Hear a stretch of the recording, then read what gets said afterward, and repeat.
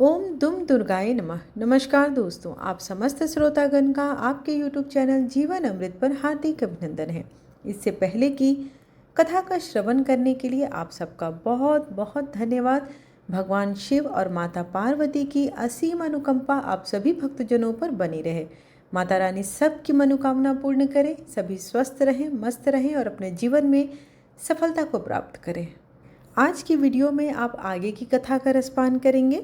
पिछली कथा में मैंने आपको बताया था कि किस प्रकार माता पार्वती और शिव जी का विहार शुरू हुआ था, और आज की कथा में आप जानेंगे कि किस प्रकार देवताओं द्वारा पार्वती जी की स्तुति की गई, भगवान शंकर के तेज से षणमुख कार्तिकेय जी का प्रादुर्भाव हुआ और देवताओं में किस तरीके से हर्षोल्लास हुआ।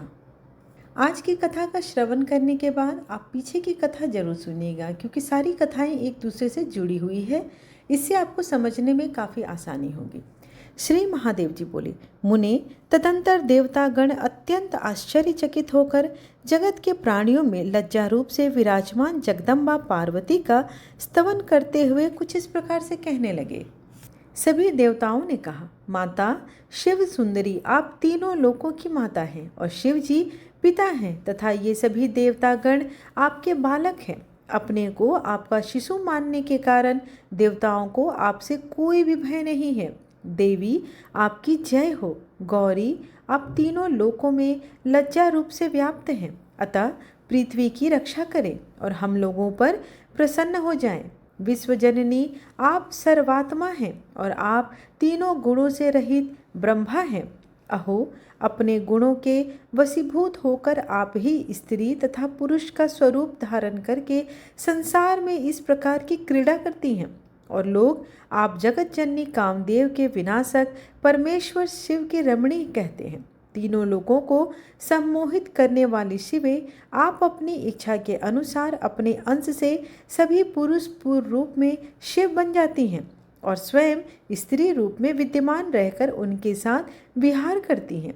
अंबिके, वे ही आप अपनी लीला से कभी पुरुष रूप में कृष्ण रूप धारण कर लेती हैं और उनमें शिव की परिभावना कर स्वयं कृष्ण की पटरानी राधा बनकर उनके साथ रमण करती हैं। जगत की रक्षा करने वाली देवेश्वरी माता, प्रसन्न होइए और पृथ्वी की रक्षा कीजिए। अब इस लीला विलास से विरत हो जाइए।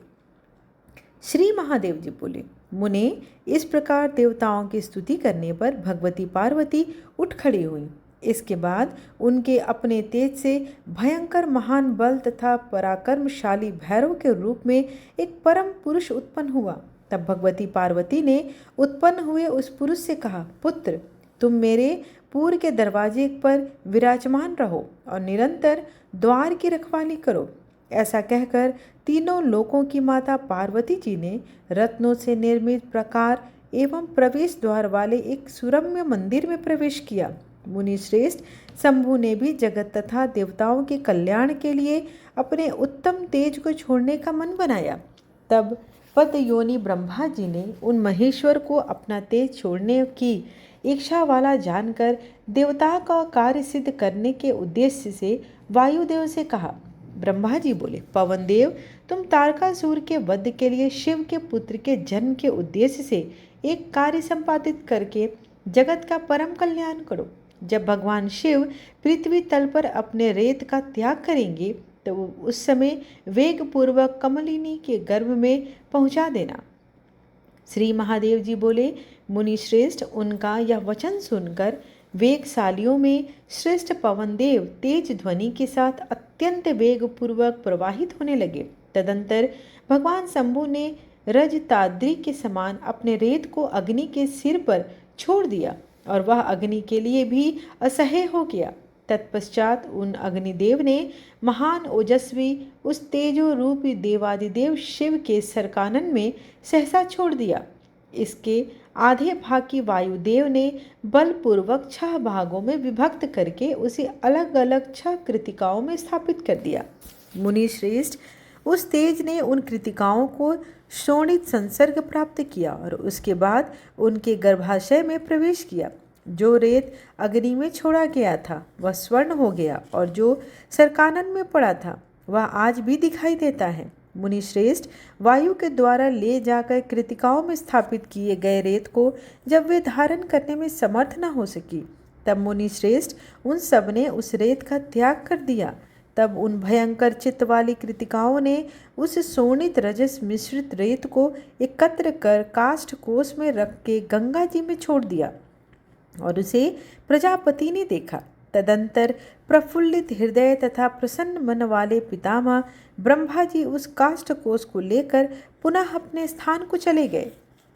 उस काष्ठ कोष में मध्यम 12 भुजाओं, 12 नेत्रों और 6 मुखों से युक्त एक परम पुरुष उत्पन्न हुआ। उस ऐश्वर्य संपन्न परम पुरुष का शरीर स्वर्ण के समान कांतिमय था। मुख विकसित कमल के समान प्रफुल्लित था। शरीर की कांति उगते हुए चंद्रमा के तुल्य थी तथा आंखें नील कमल के समान थी। मुनि श्रेष्ठ उस काष्ठ कोष के मध्य से पार्वती पुत्र देवी के उस महान ओजस्वी पुत्र की उत्पत्ति जानकर ब्रह्मा जी ने उसका भेदन किया और वहां उस पुत्र को देखा।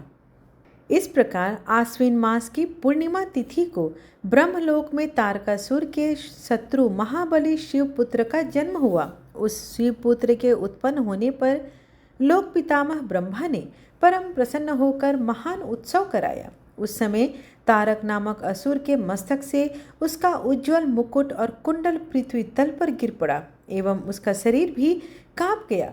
महान बल तथा पराक्रम पार्वती पुत्र के उत्पन्न होने पर सभी दिशाएं प्रकाश से भर गईं और देवता प्रसन्न मन वाले हो गए। ब्रह्मलोक में पार्वती के पुत्र को उत्पन्न हुआ जानकर भगवान नारायण ने वहां आकर आदर पूर्वक उसे देखा। इसी तरह इंद्र आदि अन्य प्रधान देवता तथा सभी ऋषिगण भी उमा पुत्र का जन्म सुनकर वहां आ गए। महामुने तब प्रसन्न चित्त ब्रह्मा जी ने समस्त देवताओं के साथ मिलकर इस पार्वती पुत्र के नाम रखा। ब्रह्मा जी बोले, शिव जी का यह पुत्र कृतिकाओं के गर्भ से उत्पन्न होने के कारण तीनों लोकों में कार्तिकेय इस नाम से विख्यात होंगे। चूंकि वे कृतिकाएं संख्या में 6 कही गई थी, अतः संसार में इसका नाम साणमातुर भी होगा। उन कृतिकाओं से क्षरित रेत संग से इसकी उत्पत्ति हुई थी, इसलिए यह लोक में स्कंद नाम से भी विख्यात होगा। युद्ध क्षेत्र में यह तारकासुर का संहार करेगा, इसलिए लोक में इसका नाम तारक वैरी यह नाम भी प्रसिद्ध होगा। श्री महादेव जी बोले, इस प्रकार उन लोक पितामह ब्रह्मा जी ने बालक की ये नाम रखकर सभी देवगणों के साथ लेकर महान उत्सव किया। मुनि श्रेष्ठ तदंतर तारकासुर के द्वारा पीड़ित सभी देवता अपने अपने कार्य सिद्धि करने के उद्देश्य से पद्म योनि ब्रह्मा जी के कहने लगे।